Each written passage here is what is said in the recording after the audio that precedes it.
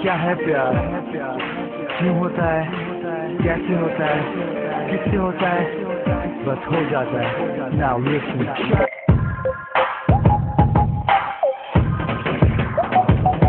तैनू चंगा लगे प्यार किसी होर दा, तैनू फिक्र न फाका मेरे होर दा, तैनू सच्चा ना प्यार लभे होर दा सोहणीए।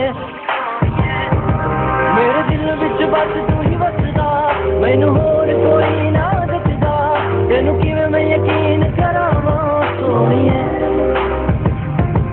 मन गल मेरी छड्ड लड़ाइयां, तैनू आसां ही पाई न जुदाइयां, तेरे नाल दी मैं मंगरी पढ़ाइयां सोहणीए।